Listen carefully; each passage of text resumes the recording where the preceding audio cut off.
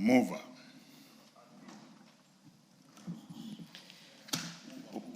Honorable Speaker, I beg to move that the National Infrastructure Fund Bill, National Assembly Bill number 1 of 2026, be now read a third time.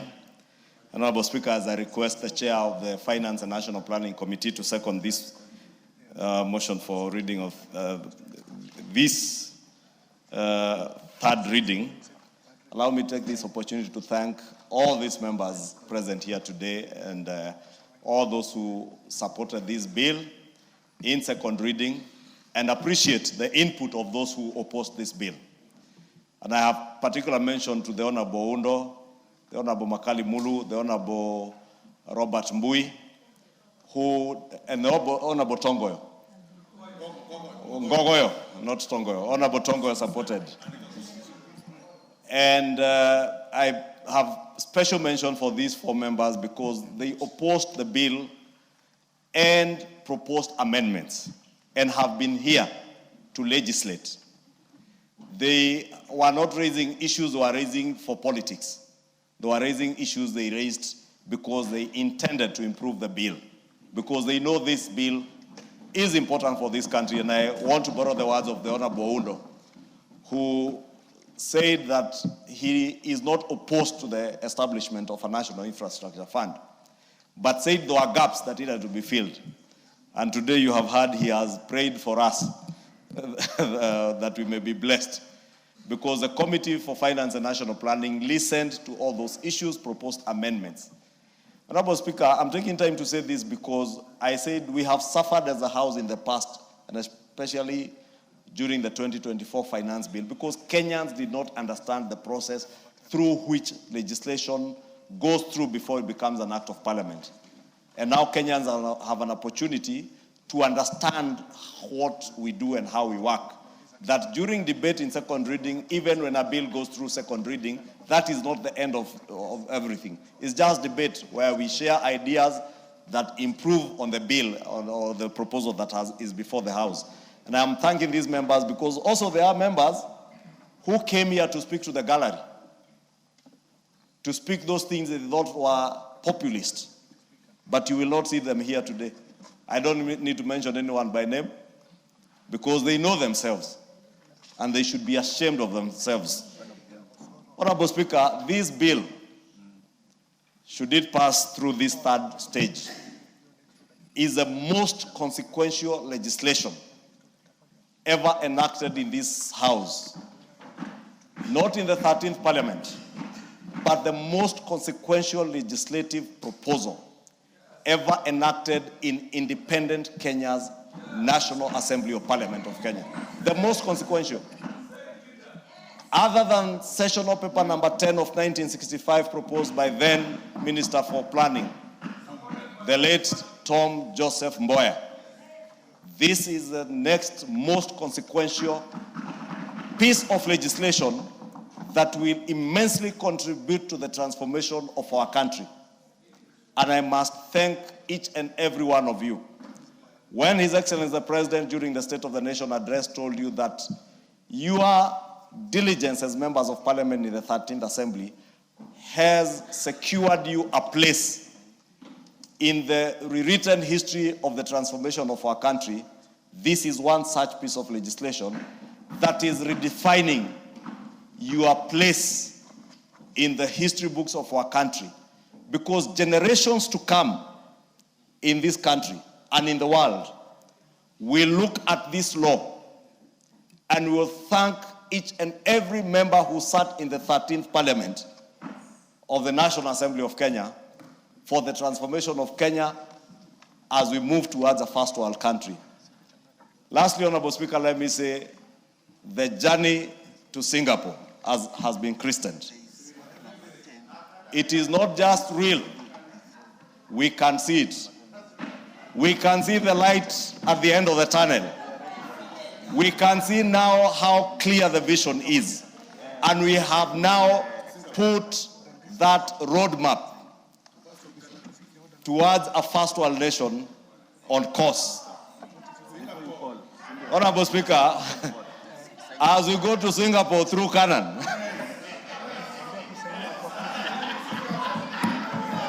As we go to Singapore through Canada, Honorable Speaker, these members of the 13th Assembly of this House have their place not only secured in the history books of our Republic, but have a good place in heaven.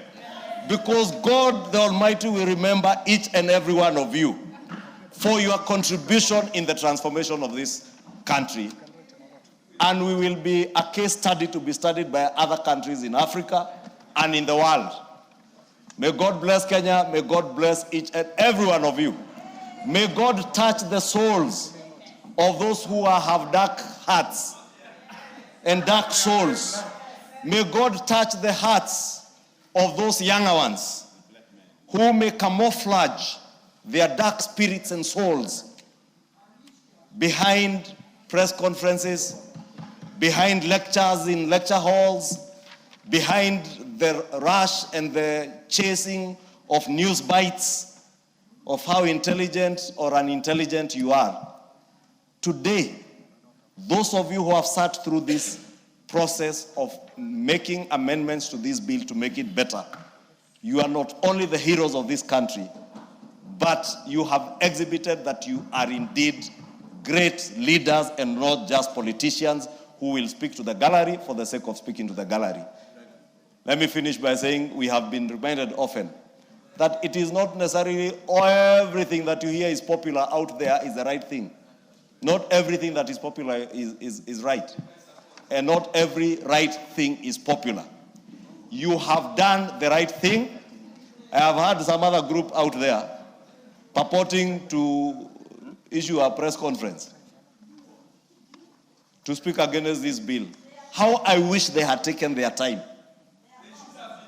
You know, when we came up with the Kenya Kwanza manifesto, we went throughout the country, we went to 44 out of the 47 counties. And we could have done the 47, is only that we ran out of time. Listening to Kenyans. And I am certain even those who were in Azimio then, and I know members of ODM particularly, went out because the former Prime Minister believed in listening to the people. And he went out and listened to people, and he had an economic council. How I wish those who are in the disunited opposition today, instead of issuing press conferences out there, how I wish you can set up an economic council that can start formulating an agenda for Kenya, an agenda to move Kenya forward. Because it's not enough to just political National Infrastructure Fund. We ask in the National Assembly to reject. The National Assembly today has listened to the cries of millions of Kenyan youth who have no jobs, who know through this National Infrastructure Fund, we will be able to grow our economy and create jobs for those people who have no jobs. These members of parliament unanimously and working together irrespective of our political affiliation. I may not agree with Honorable Makali or Robert Mbui on everything, politically, or Honorable Undo. But when it comes to doing what is right for our country, I thank you, honorable members, for being there and being counted among us the numbers of those who truly love this country. Thank you and God bless you. I beg to move and request now the Honorable Chairperson of the Finance Committee to second. Honorable Speaker, when I left my finance career, then at the top of my career, and I can say this because I used to work very closely with the Honorable Chair of Budget, Honorable Atandi, who was my banker then, and joined politics. I was elected at a very young age to lead the people of Molo. The mantra for Molo was you do one term, you go home.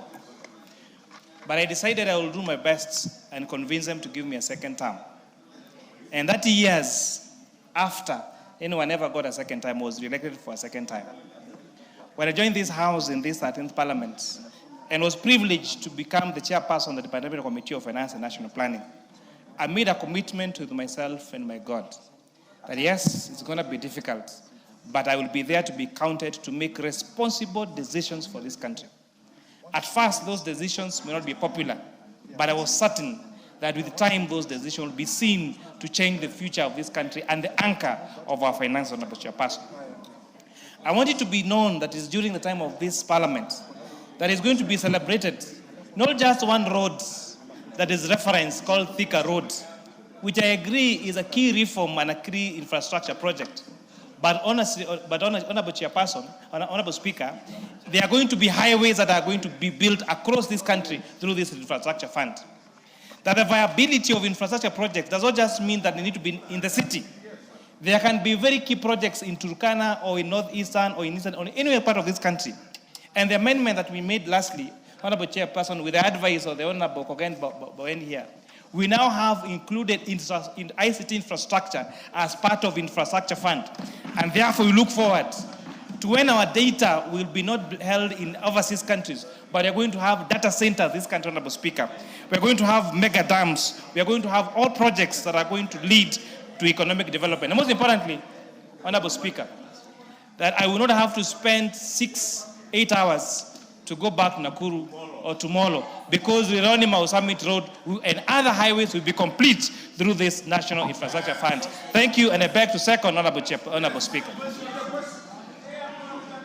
Well, let me just say one from Makali Mulu. He has been very consistent.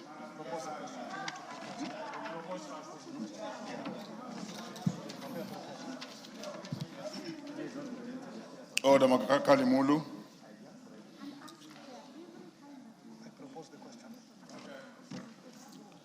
Honorable members, I propose the question that the National Infrastructure Fund. Order members. Veteran, take your place. I'll take it again. Honorable members, I propose the question that the National Infrastructure Fund Bill, National Assembly Bill number 1 of 2026, be now read a third time.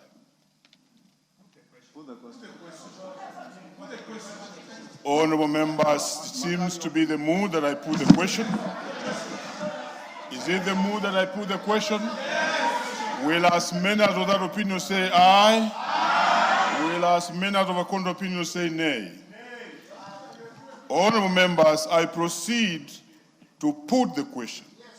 And I now therefore put the question, which is that the National Infrastructure Fund Bill, National Assembly Bill number 1 of 2026, be now read a third time. Will as many as of that opinion say aye? Aye. Will as many as of a contrary opinion say nay? The ayes have it. Thank you, honorable members. A bill for an act of parliament to provide the establishment and management of the National Infrastructure Fund and for matters connected therewith or incidental